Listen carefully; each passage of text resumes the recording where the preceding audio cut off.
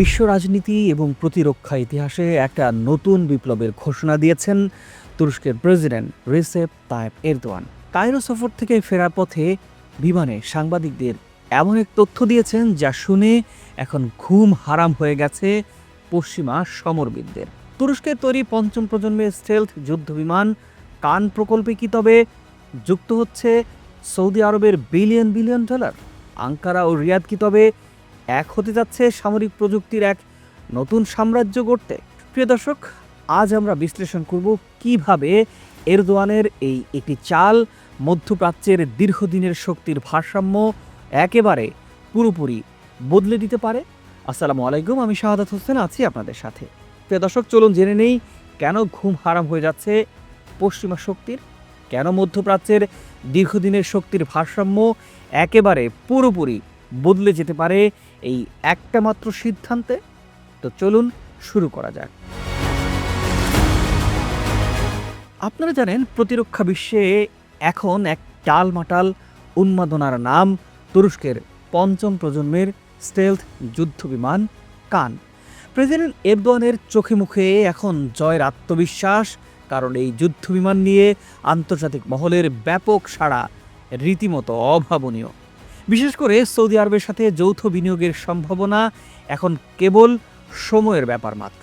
এই যুদ্ধবিমান আঙ্কারার সামরিক শ্রেষ্ঠত্বের এক জ্বলন্ত প্রমাণ।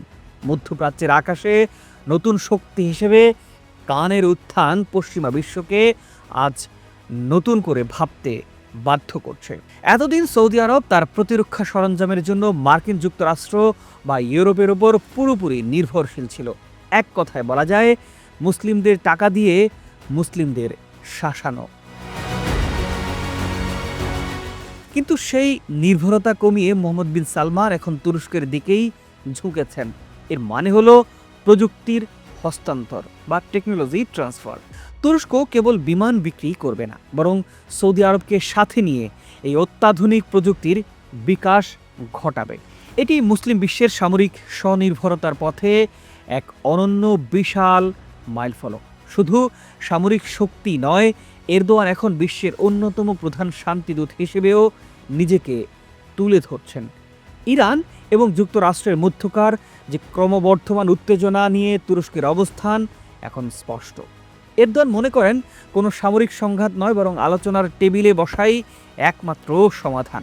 তিনি মধ্যস্থতাকারীর ভূমিকা পালন করতে চান, যাতে মধ্যপ্রাচ্য কোনো নতুন যুদ্ধের দাবানলে পড়ে ছারখার না হয়। তুরস্কের এই ভারসাম্য পররাষ্ট্রনীতি তাদের বিশ্বমঞ্চে এক অপরিহার্য শক্তিতে পরিণত করেছে। আলোচনার কেন্দ্রবিন্দুতে রয়েছে গাজা পরিস্থিতি। এরদোয়ান পরিষ্কার করে দিয়েছেন, ফিলিস্তিনিদের অধিকার রক্ষায় এবং দীর্ঘমেয়াদী শান্তি ফিরিয়ে আনতে তুরস্ক পর্দার আড়ালে এবং সামনে সমানভাবে সক্রিয় থাকবে। এর মধ্যে তুরস্ক প্রমাণ করেছে তারা কেবল অস্ত্রের ভাষাই নয়, মানবতার ভাষাতেও নেতৃত্ব দিতে জানে, যেটা আমরা দেখেছি সমুদ ফ্লোটিলা নিয়ে। প্রিয় দর্শক, আঙ্কারা ও রিয়াদের এই সম্ভাব্য জোট সফল হলে মধ্যপ্রাচ্যে পশ্চিমা দেশগুলোর একতরফা খবরদারি চিরতরে বন্ধ হয়ে যাবে। এরদোয়ানের স্বপ্ন তুরস্ককে এমন এক উচ্চতায় নিয়ে যাওয়া, যেখানে বিশ্ব রাজনীতিতে তুরস্ক ছাড়া কোনো বড় সিদ্ধান্ত নেওয়া সম্ভব হবে না।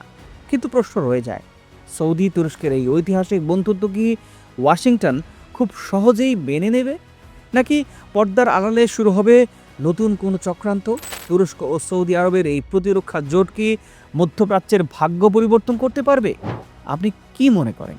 নিশ্চয়ই বিষয়টি নিয়ে আপনার মূল্যবান মতামত আমাদের কমেন্ট করে জানাবেন। আর যদি আমাদের এই ভিডিও ভালো লাগে তবে লাইক ও শেয়ার করতে পারেন। ভালো থাকুন, সুস্থ থাকুন, চ্যানেলটি সাবস্ক্রাইব করার আন্তরিক অনুরোধ রইল।